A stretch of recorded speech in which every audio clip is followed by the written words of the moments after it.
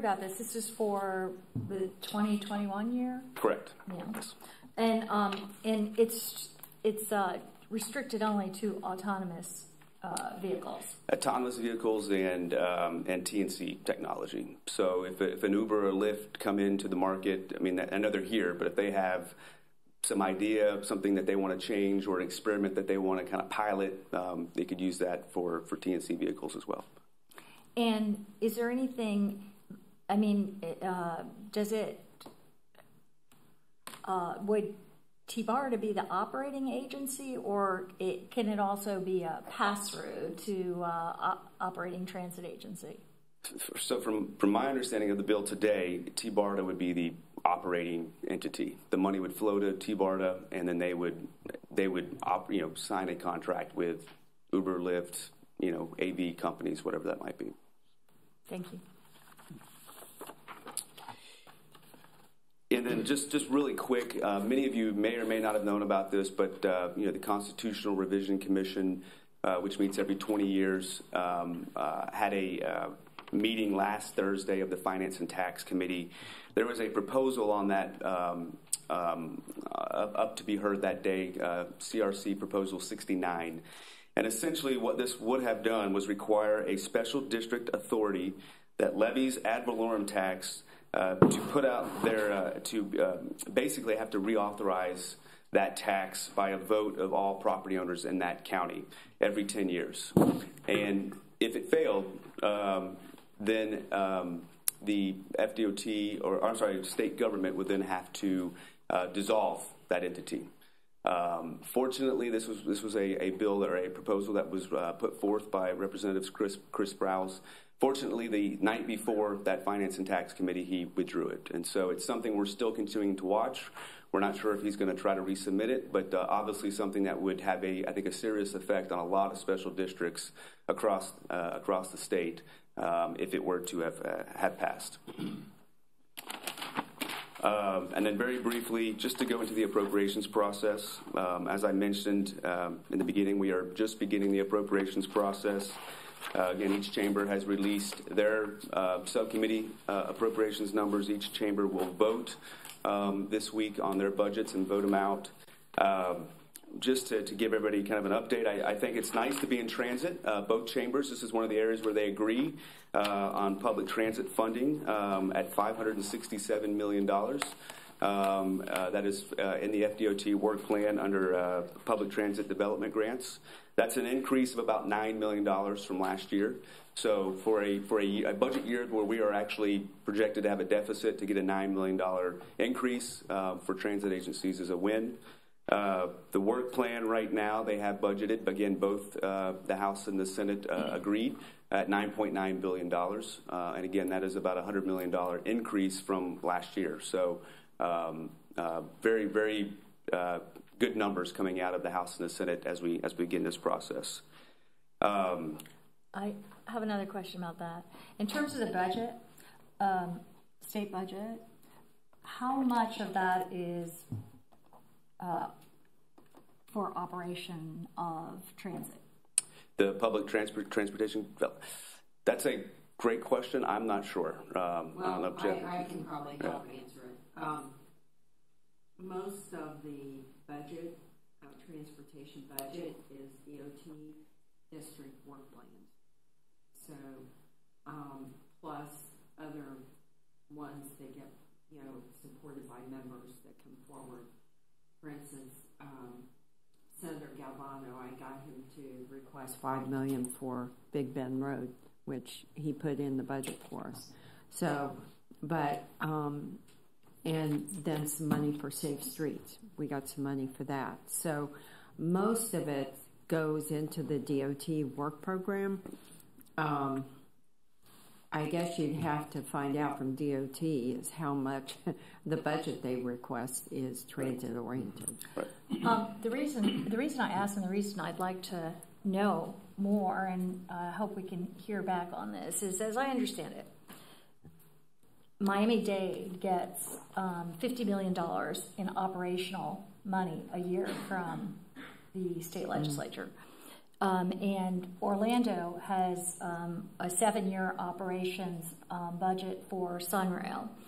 And so I'd like to know, and as far as I understand, we don't have any operational money here in the Tampa Bay area. So I'd like to understand that and, you know, be looking at the difference, because really I think in our state, in our metro areas are desperately in need of transit, have matured somewhat, and the capital is not the only thing that we need to start making sure that the urban and metro, or the transit needy, transit deprived areas have, but I think that we should be starting to look to the state, as other states do with large metro areas, to make a contribution on a regular basis as part of the budget to our operations as well as our capital.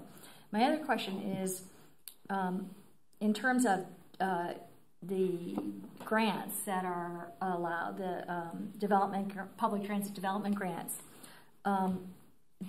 those can be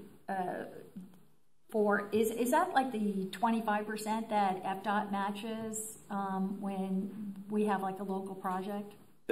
My understanding is yes. Okay. And so those are allocated 25%, and are they always tied to necessarily to federal funding, or do we know that?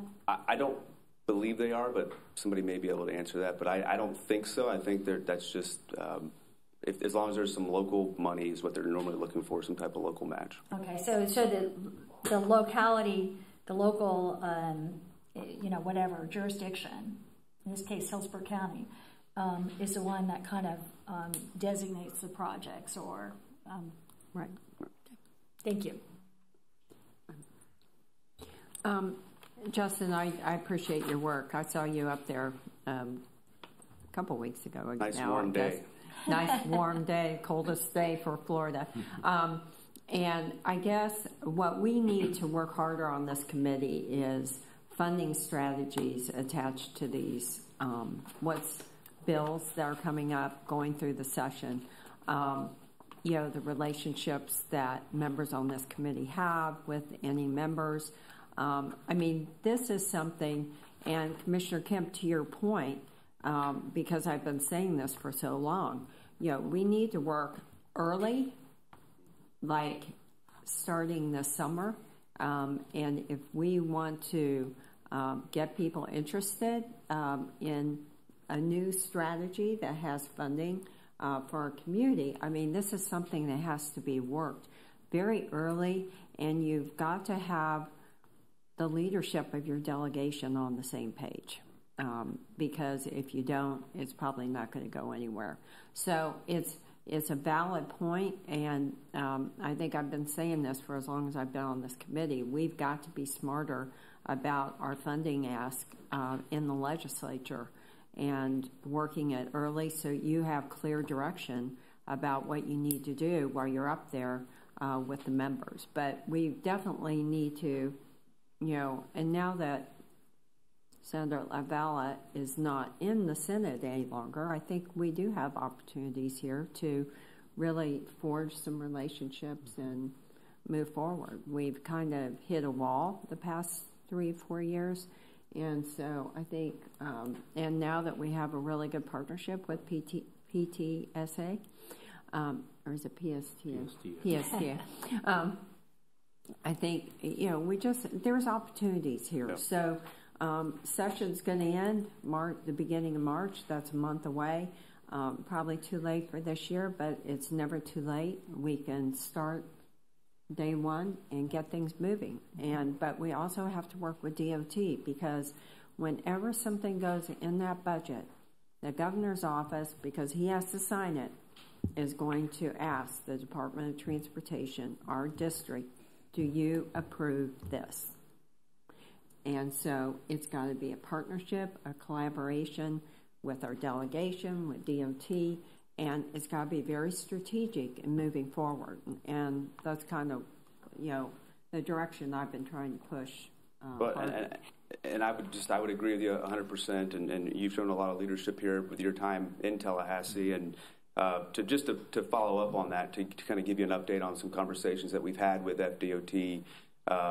Jeff came up, I think it was November maybe, and we sat down with leadership at FDOT to talk about the funding of the bus maintenance facility, which I understand is a need for HART, and to get a new one and have it hurricane hardened. Had very good conversations at that time, and I've had multiple conversations since, and we're keeping this on the front of their radar to hopefully find an opportunity in the work plan someplace to find some funding over this 5-year work plan. We're working right now with Jeff and Lena to find some time to have Jeff come back up before session's over to sit down with Secretary Dew and some of the leadership again to have a follow-up conversation. And so, Commissioner, to your point, we are having those conversations, and we'll obviously continue to have those conversations with FDOT on this important project. Well, I know you work hard for us, so. But we have to also give you that direction, and that's what's really important going forward. So I appreciate it, and I think DOT, I mean, that's another great new opportunity. I mean, brand new, with a whole new set of eyes and vision, and I think we've got a really good way to go. Thank you, Justin. To the point of working with FDOT, we're really proud of the relationships that we forged with District 7. Over the last few years, we've probably worked closer with District 7 than I've seen other transit agencies work with their districts in the state of Florida. And to that point, we have several, one you're going to hear about this morning, activation opportunity for service development grants. But we're also working on a couple of initiatives with FDOT right now, which I can't totally share. One we will bring forward on Monday to the HART board for discussion. That is not only some operating involved, but capital infrastructure investment as well. We're looking at some other options from everything to supporting our continued supporting of our AV project once we get it on the street. To support with future streetcar operations or infrastructure support. So I think we forged a really good relationship with District 7, and I think that's starting to transfer actually to the state level. When you have FDOT at the state level asking what you need, where best to put it in the work plan, that's a huge plus, and I think we're headed in that direction. I got to make one last comment. We're going to have to think smarter. If we need the bus shelter done, let's figure out other funding opportunities besides going to the state. Because honestly, they're cutting us off at the knees, and they're going to prevent us from raising taxes, so that's going to be off the table. And you're going to have the homestead exemption on there, probably have this new one to prevent us from doing tax increases without legislative approval, and then that has to have 3/5 of the House to even approve a local tax increase. So I think we're going to have to sit around and maybe have a workshop, and you bring a list to us of things that need to be funded, and maybe I don't know if it's grants or it's a private partner or whoever it is. Let's figure out. Let's stop waiting. Let's just figure it out. Okay. John.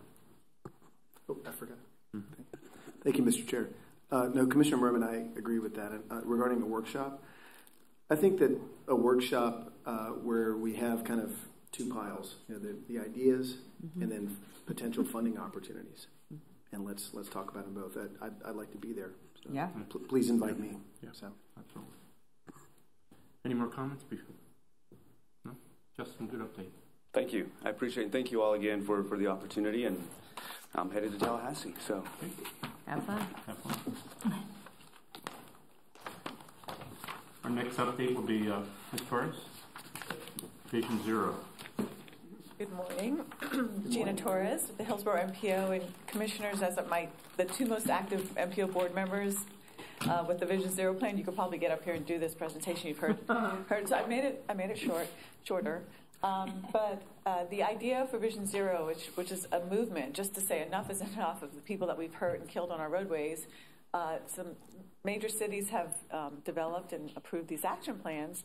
So a grassroots citizens actually came to us and said, let's do this, because we were killing a lot of folks, particular years. Actually, we continued to do that. So we went ahead with developing Vision Zero action plan. Is everyone seeing the presentation? Mm-hmm. Okay. So we'd love to add HART to this. This is a page of resolutions. Our local governing boards and I think the school board have approved resolutions just saying we support this idea. And I think what I really love about this, and by the way, we had HART's logo here. This is where you show up and on some of our other stuff. But what I really love about this is, there was maybe initially a little defensiveness from public works departments that said, gosh, but we're doing all this great stuff. Our law enforcement's very proud of the things they're doing, and we all should be. We don't know how many lives have been saved by some of those complete streets that we've done, and repaving roadways with bike lanes or signal timing changes. I mean, there's a lot of great things underway, but Vision Zero, the action plan actually says, let's elevate those things. Let's make this more of a community effort, short-term stuff that we can do right away that isn't even necessarily costly. So I would say that most of us, or the agencies, are already doing a lot of the things that we talk about in the plan. So the policy committee of the MPO said, well, let's do this. We'll take this on. So we held 4 meetings over the last year and a half. And the first meeting was just getting together. This is the biggest part, is growing this coalition. But we had a meeting, and we brainstormed, and we divided everyone into these 4 different categories. Paint saves lives. We thought these pop-up treatments for engineering that we can do cheaply and easily. It's not just paint. It could be a planter that gets, allows the crossing distance to be shorter. Some of these kind of low-cost things that are easy to do. One message, many voices. Let's find out what the message is. What do we want to say? How are we going to get this out there? Let's engage with the people that have been hurt and let them tell their stories. The consistent and fair group, where's our law enforcement? We want to figure out better ways to work with the community, or that use the data to focus their enforcement where there's an actual problem, the specific problem, looking at the data. And then the future's not like the past. We were learning that a lot of our standard operating procedures or our manuals really weren't allowing some progressive or creative things to move forward. So let's look at those plans and see where we can do better. And I'm just going to highlight a few of the things as I go through here, but I will point out to you where we've recognized HART's role, where they could have a supporting role in this.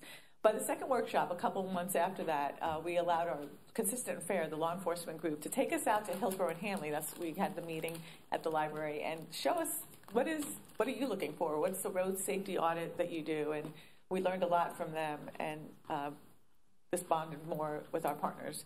And we went back to the library and broke out into those groups and kept coming down with these strategies that we can do, short-term things in the next 1 or 2 years.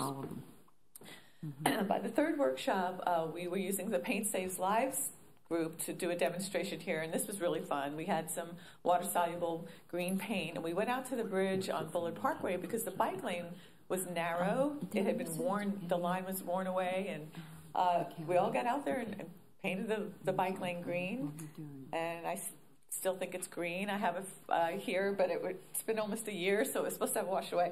But we went back into the room there, and we allowed everyone to vote on each other's strategies so we could prioritize them.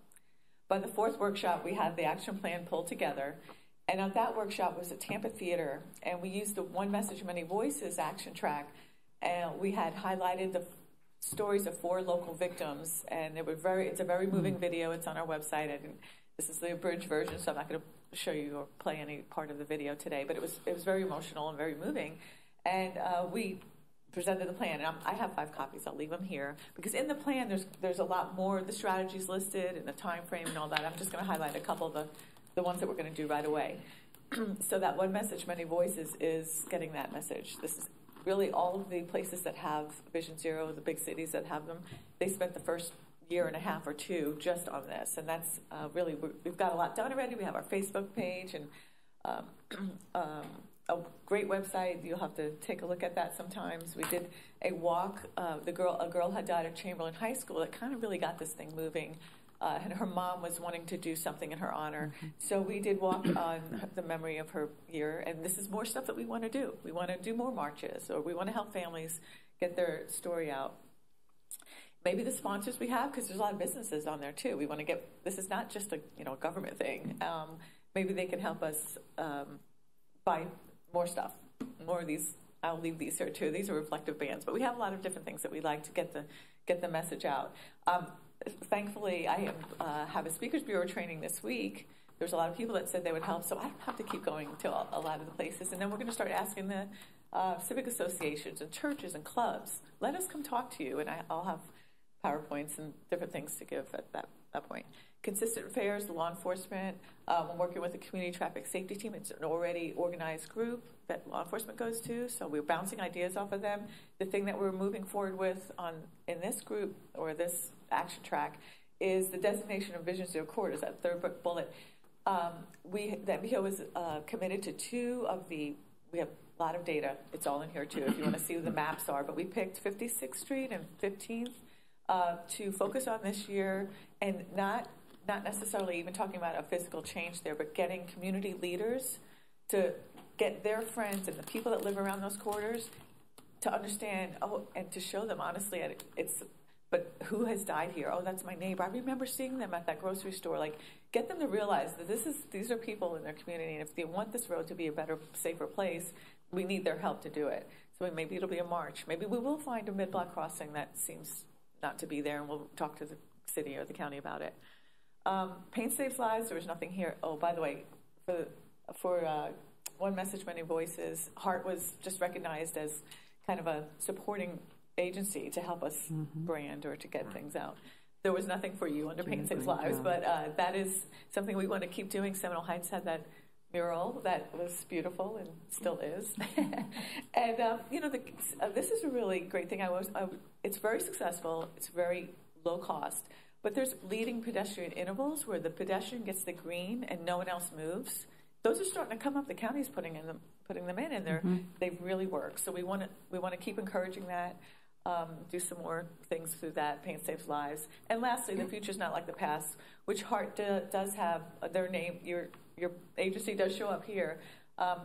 Just looking at high crash corridors and access to the transit stops, which you do anyway, and that's what the MPO does too. Is we can do a plan that says these are high crash corridors, and there seems to be difficulty accessing this one particular bus stop or something like that. That's really a longer term goal there. But what we'd like to do is keep encouraging these light. I forget the number. I'm probably exaggerating, but it's probably 78% of the pedestrian fatalities were at night. So it's very overrepresented. So the LED lights do a difference. They make a huge difference. So let's keep, and they're doing this. But we want to, if there's any way that we can encourage more of that, we will. So what I hope happens is talk to people, get me and our Speakers Bureau to come to any of your personal and anybody's audience groups, but to have a resolution from the HART board so we can say that you're behind us. Or So moved. That's an easy second. Do you have any questions? That really is the end of the presentation, I guess. Thanks, Chair. Gina, thanks so much about this. When you mentioned Seminole Heights, one of the things that I had worked on for about 5 years was to get our transportation department to allow for painted streets to begin with. Okay, so the streets that we are now targeting are those that we control within neighborhoods. What I would suggest that the staff can do from the MPO, specifically concerning Vision Zero, is that meet with as many of those homeowners associations that are out there. I've been talking about it for 4 years in order to get the homeowners association used to the fact that they can get a consensus among their neighborhood groups and then come to the city with a design. That design would then be allowed, and we will block off the streets, let them paint it and everything else. What I have also suggested, and I think that it's terrific because our friends of the county provide this, because it's a low-cost type of thing to help for safety, that with the mini grant program that's through the county, it's a great way to kind of get the paint, to buy the paint, be able to paint it, One of the terrific things about doing this is that the neighborhoods really do get involved in it. They really enjoy it. Our target, based on, and I know you know Mr. Porth from. Yep. Yeah, sure. He wants to get about 400 of these across the city. Now, that may be very ambitious. It's a target. A couple of things that we need to do. One is we need to make sure that the city administration doesn't paint over it like they did the one in Seminole Heights, which, believe me, if you've never had anguished calls from neighborhood association, that's one that while I was on the dais, they called me up to say they're painting it over. Second thing, and we've already decided to do that, the second thing is that I think that you ought to reach out to our county commissioners here. I think that you've got a very engaged county commission, especially the two county commissioners who are sitting here right now, that would love to have neighborhoods have that kind of option on county roads in the unincorporated areas. I think that that would be a wonderful thing for you all. And I'll tell you what, to me, it's one of the most simplest things that we can do, especially now that we have the restriction on the lighted mid-block crossings, and I know you know that. I don't know if everyone else knows it, but that we cannot use those anymore because of a patent restriction. So now we have to find even more innovative ways to try and slow down traffic in certain areas. So for me, what I've always told the neighborhood associations is that target those places that are both busy, but also that you need safety, like around parks. City of Tampa has, dozens of these small neighborhood parks that still have some very busy streets right next to it, and it's a great way to kind of slow down the traffic so that kids can cross and go to have fun at the park. I wanted the commissioners to know that I have met with John Lyons, and he is open to having a program in the county, and I did a presentation to Bloomingdale Civic Association. They're like, oh, this is great. We'll help. We'll raise the money for the paint. It's not very expensive. It really brings people together. It slows down. We had someone's videoed the one at Seminole Heights, and you could see the brake lights come on, because they're like, what is this? And, people might be here. And I agree with you. I think we've got a lot of great things in our plan, and we're moving forward on it. William's fantastic. He's got 2 or 3 underway already. Yeah, and I will tell you, one of the great things is if you ever go to Seattle painted streets or Portland painted streets, they're just unbelievable pieces of art, and they're permanent. And for us, we're a little bit different because we have smaller streets, narrower streets than they do out west.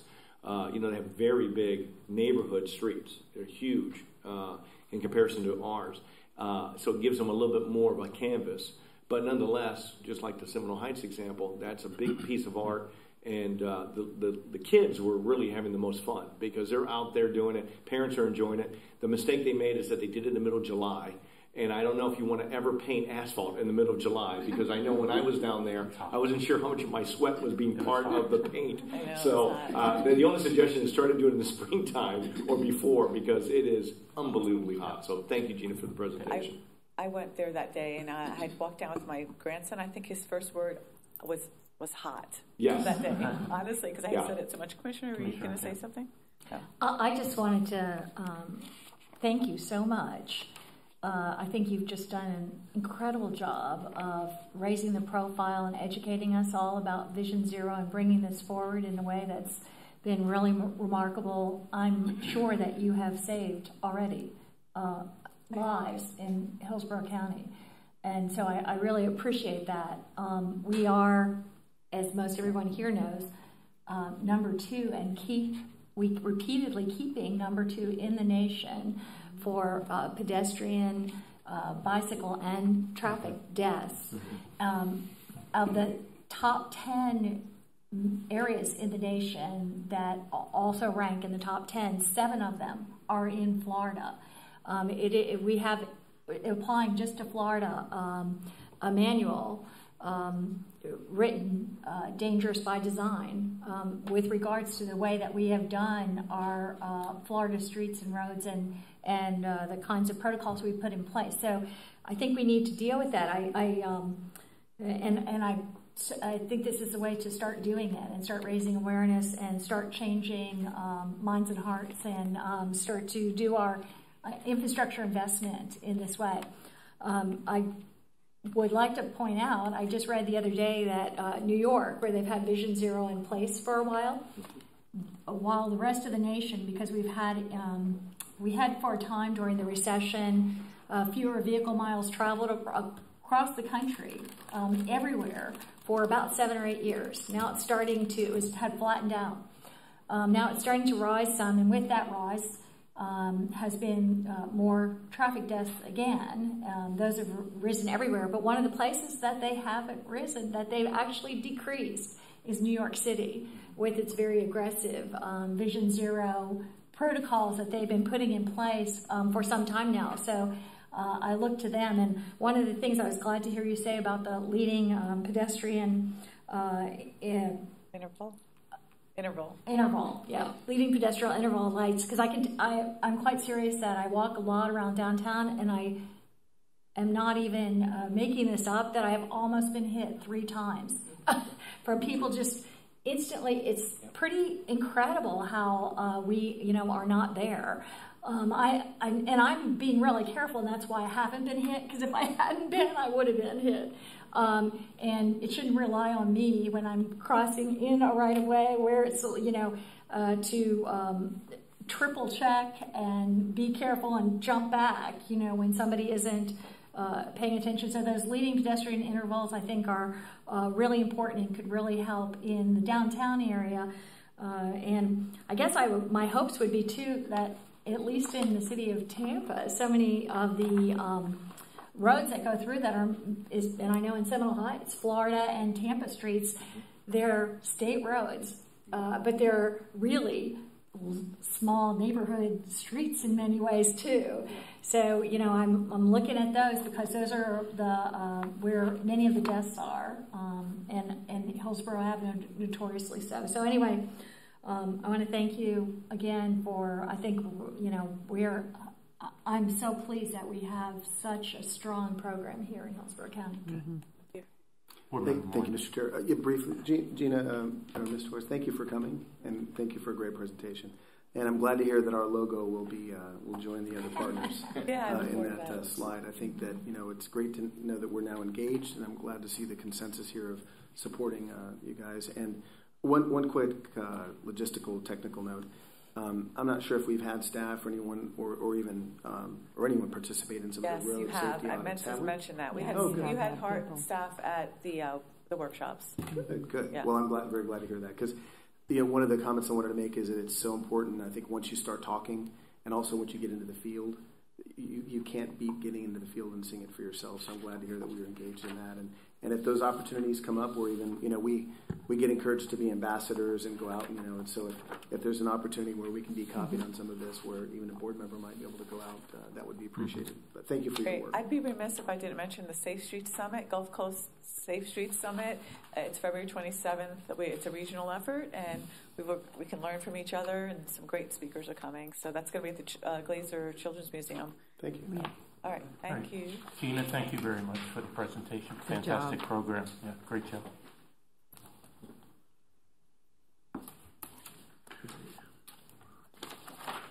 Can we just, right now, since you gave the presentation, do we have to? Good point. Can't we just go ahead and vote to endorse the plan? Well, we did take the vote. It's not a procedure. Yeah, we did a motion, but we didn't take a vote.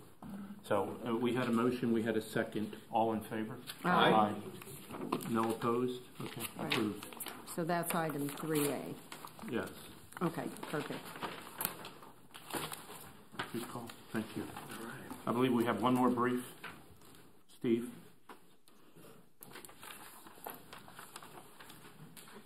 Good morning. Good morning. Looks like everybody survived Gasparilla okay. Oh, well. We look good. Is okay a relative term? I'm not sure we should ask you any questions, Commissioner Marvin. Are you okay? I heard that sigh over there. Wow. What did you do? Is there footage? I was busy helping people down at the Centennial Station board the streetcar. So it was packed. Anyway, good morning. I'm Steve Fagenbaum, Director of Service Development, and what we are asking for this morning is for recommendation to the board to allow us to permission to go out to the public and vet a plan for a new route called 275 LX, to vet that plan and to hold a public hearing and report back later on the results of that, and perhaps initiate this route possibly as early as our summer markup in June or July, if not that, then October. And 275, or let me just put a little bit of context in that, a little background. Right now we have two routes that we have full FDOT funding for. It's under the Transit Urban Corridor Program. The 51LX, which is the new Tampa Express, and the 20X, which is the Loot Express. And both of those routes have been rather poorly performing. And they're also routes that FDOT has been questioning whether or not they want to continue their support on this. Again, it's 100% FDOT funding and renewable grants. You're going to hear that a couple more times about the funding on that. And during the Mission Max, the improvements that we made, and frankly, if it weren't for the FDOT money in this, we probably would have had these on the cut list. They probably would not have been carried through, but they were 100% funded, so we did carry them through. Well, since Mission Max, what's happened on these routes is that the 20X actually has had a little uptick, because we do have some stops north of Fletcher, and apparently people are using that route now that we had reduced on that area, and they found that route as an alternative. So we're finding that people are using that. So 20 has had an uptick, but 51 has continued to decline. And also, one of the other things interesting about these two routes is that their decline predates the general decline in transit ridership by about 2 years. So they already were going down before transit started to decline in general. But 51 is still continuing to decline. And one other thing, too, with the 20, I'm kind of skipping around a little bit, but 20, with our February service change, we're going to extend that route to MacDill Air Force Base. So we're going to continue with the 20, which is fine, but 51 is a bit of a problem. And what we are proposing to do is to repurpose the current grants. So the 51 and the 20 are the 275 LX. What we're really doing is our plan is we're merging those. And the 275 was a route that we had planned previously. That was carried through in our COA process. It had previously been vetted to the public during our COA process. It's in the TDP now. We weren't able to afford it to put it into the Mission Max program. But now, with the grants that we have and some repurposing of the grants, we would be able to afford this route. So we are taking it one step further than what we had originally, and we're proposing it to merge that, to redo it as one single route from Wesley Chapel to downtown Tampa onto the airport as 275 LX. And I'll presenting a few alternative alignments for this route. Again, FDOT funded, 100% FDOT funded, and renewable. And that's important. This is not a service development grant. The funding is already in place for these routes. And for the 275, we can fund that. I'll explain a little bit more about that on another slide. But the other thing with this route, the way that we have designed it in the alternatives that we're going to present, is that we can also provide connectivity, which is one of the things that FDOT is really looking at, regional connectivity.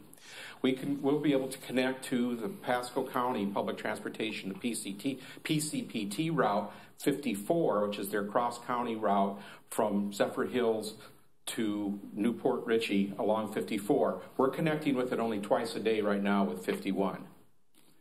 We would be able to connect with it hourly on the 275. So we'd connect with that. They're very enthusiastic about it. We've had several discussions with PCPT, and one of the things that they're having problems with right now are getting some of their people to the VA hospital. And the way that we have designed this is that we would be able to go connect with them and take people to the VA hospital. And also, one of the things that we have going for us on this is that we don't have a large investment that we have to make in infrastructure. The infrastructure is there. FDOT has already built some bus bays along Bruce B. Downs, and we have recently opened, jointly with Pasco County Public Transportation, a new park and ride lot at Wiregrass, in between the Wiregrass Mall and Wesley Chapel, Florida Hospital, Wesley Chapel. This was built as part of the Wiregrass DRI, so it was built for us by Florida Hospital, Wesley Chapel as part of the Wiregrass DRI. So again, it was none of these infrastructure facilities have thus far cost us anything. They've either been provided as part of the DRI or by FDOT. So we have three scenarios on this route. The first scenario is this one. Would take what we do right now with the 51 is we go from that park and ride, the new park and ride, to Lowe's, to another park and ride that we have at Lowe's, and then we get on 75 and then downtown. We do have a deviation into Temple Terrace. And with this, what we would do is with the merger of the prior 275 plan and 51, we would continue this route. Instead of getting on 75, we would continue to UATC, pass through there, then to 275, straight downtown to Marion Transit Center, and then out to the airport. And if we time this correctly with our current route 60LX, 60LX is going from Marion Transit Center to the airport. We time this to be on the opposite half hour, then what we can do is we'll be able to provide service to the airport every 30 minutes from downtown Tampa. That's really good. Instead of hourly right now. So that would be something that would also boost our ridership, help boost our ridership. And right now, under this particular scenario, we would provide this service 7 days a week in a similar manner that we do with our other cross-county routes 60 and 360. We're doing very well. Second scenario is the same, but instead of going to the airport, we would stop it at the University Transit Center. It would operate the same times. We would time it to arrive at the same time as the 60, which has the hourly service. We could provide the 30-minute service by retiming the Route 30. Again, this would be 7 days a week. The only difference really is the trip to the airport. And the third scenario is we would do the route Monday through Friday from Wesley Chapel to the airport, but on weekends it would be just Wesley Chapel to UATC to connect people into our network. And it would be a 60-minute frequency. The hours operation would be about 6 to 10, 6 a.m. to 10 p.m. Funding sources, the money. Okay, the money is really there. We've been underspending our grants that we've had for the 20 and the 51. So right now we have enough money that in those grants, and if we can repurpose the 20, which we have asked FDOT for that. We sent FDOT this proposal and a scope, and we're awaiting news from them.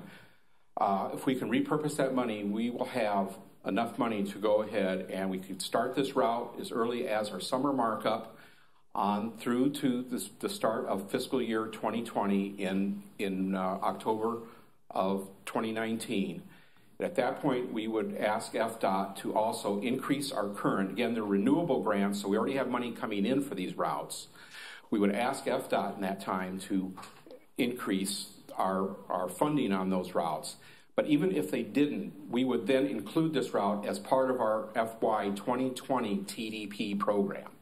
So that we would be funding it then with our revenue that we were projecting to come in, the additional revenue with the ad valorem. But we would still have the FDOT grant in place to go and keep a good amount of money coming in on these routes. So we are asking FDOT to reallocate for the 20 because we would not be able to spend what our current allocation is on that. If we can put the two together, we would have virtually all the money we would need to go and be able to fund this particular route. And again, the connectivity, this does connect to the identified critical connections in the Regional Transit Feasibility Plan.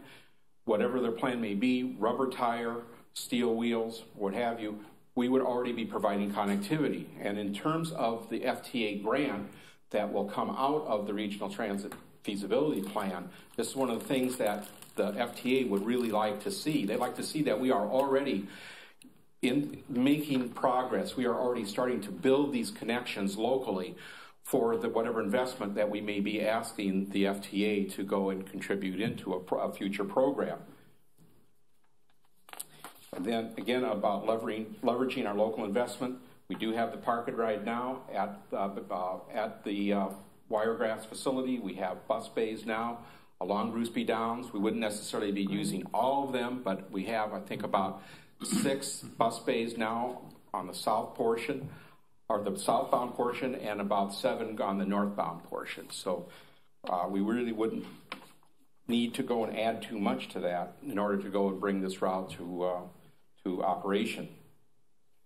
And so our finally, we are asking for a recommendation from the committee to take forward to the board for permission to go and vet this to the public, conduct a public hearing. We would report back to the April committee and the May board with the results of our vetting and our recommendation on how to proceed with this particular proposal. Second. That is fabulous. You had a question? So any questions? That's my entire proposal or presentation. So any questions you may have, I'd be happy to stand for the questions. When you have the 3 various scenarios here, there are different costs attached to each of them, and no matter what they are, FDOT will pay the whole haul. No, well, right now we're a little short on it to the airport. For 7 days a week to the airport, we'd be a little bit short. So that's why I wanted to have a couple other scenarios in our pocket that we can have, we'll have that would fully fund. Because I'd like to, I really think that we should be looking at FDOT to pay the whole haul. This is exactly what I've been talking about, a regional connection where FDOT pays the operations on a continuing basis. And I do think this is way superior, actually, to the regional feasibility plan, which I believe brings a connection down on 275, which I think is not really what we should be having.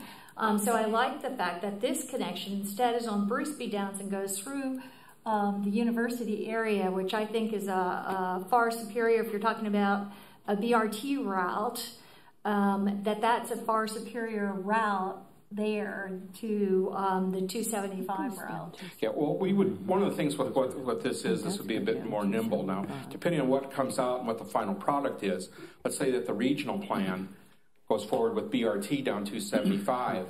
At that point, then it probably would behoove us to rethink what we're doing here and not necessarily have 2 routes down 275, but the connection from the north part to that, but that remains to be seen. We're a long way from that. Right, but this, I believe, would be the superior route, and I'd be disappointed to think that we would take this away for what I would believe to be an inferior route. I don't want to see the numbers on it and everything. So I'm interested to see this. I really think we should be asking, and I think, we don't realize how important it is to have frequent weekend service, even though we lose service on many of our routes on the weekend and it has lower ridership. A lot of times that is a boost to the ridership during the week. They've shown in studies across the country that when you can do consistent 7-day service in some form or manner, that's an important element of it. But I think this is really good. I'd like to see that this be an operational, that FDOT provide operation funding for this the entire way, and I mean on an ongoing basis if the route's successful. Yeah, they've been very open to that. We don't have to do much with the grant for the 51 because it already is specific for the new Tampa corridor. Right. The other grant, the 20X, that we would really be trying to take money out of that and put in the other, that is specific for the Lutz and North Carrollwood area. So that takes a little more doing on their end, but they've been very supportive of this. They are not supportive of things the way they are right now. And I can understand that. Right now, the 51 is only projecting out at less than 10,000 for the full year.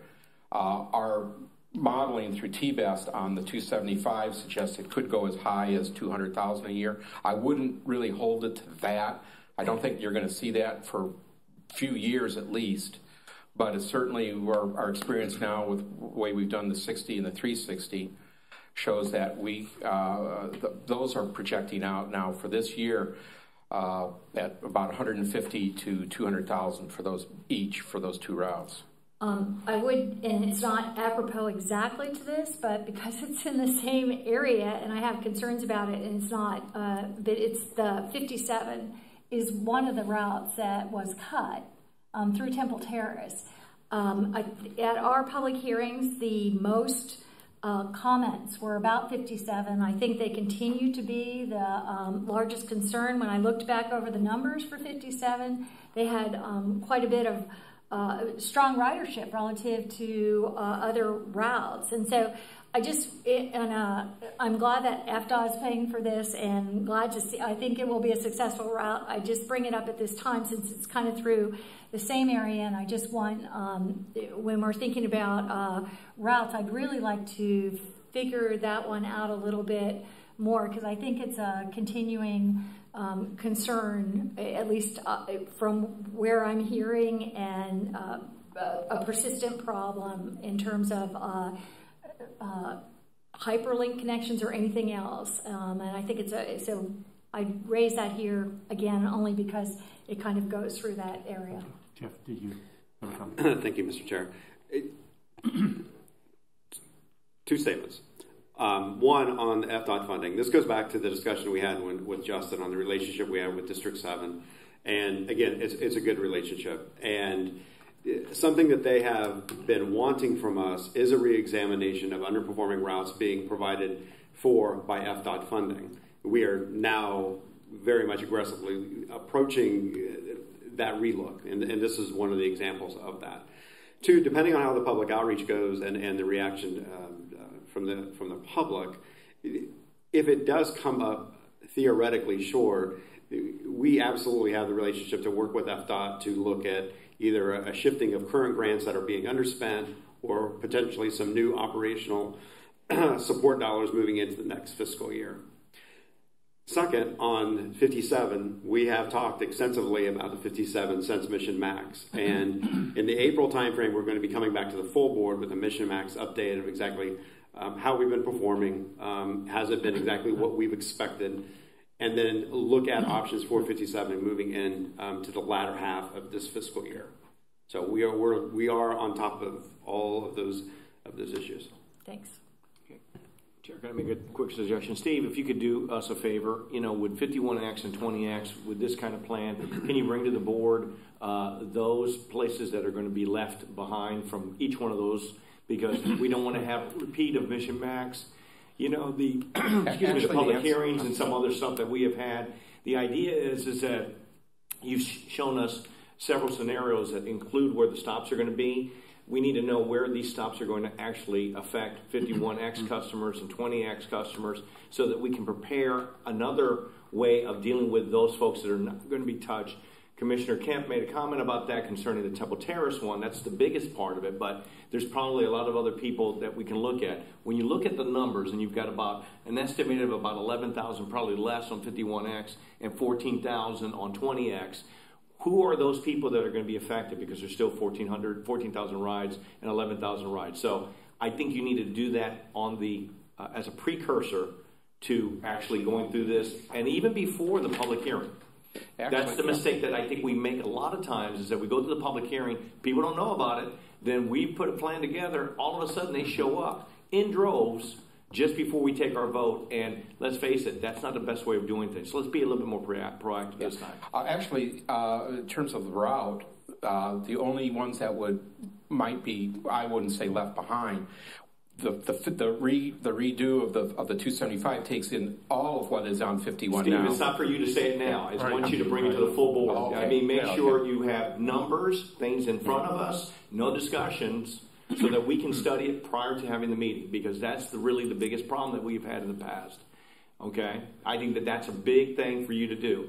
And I would insist on that before we do it. It's great that FDOT's going to fund all of this, and it's great that we want to be able to maximize the amount of money that they're putting into it to maximize the ridership, but we got to look at how it's going to affect those people who are riding it now, so that we can make it more of an informed decision, so that we don't do something that we're going to regret later on. Absolutely. That's an easy one. Okay, good. Thank you, Mr. Chair. Briefly, Steve, thank you for the presentation. I just wanted to make a footnote when you mentioned the DOT funding.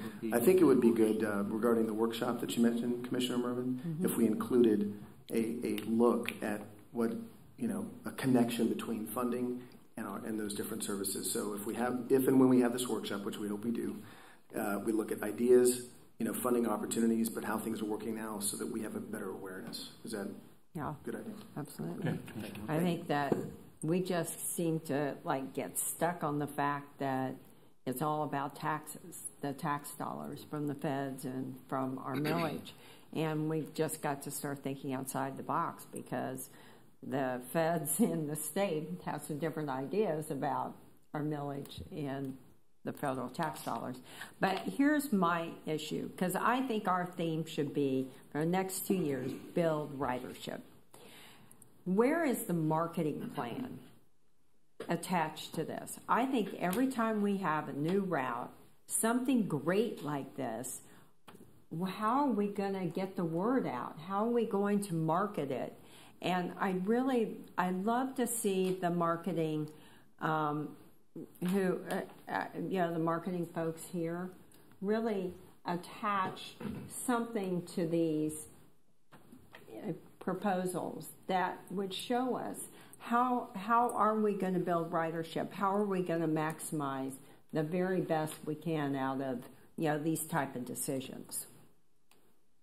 Yeah, well, we can use the grant money. In fact, there is a line item in there for marketing. And we will work with our marketing section to develop a plan. That's excellent, but what's the plan?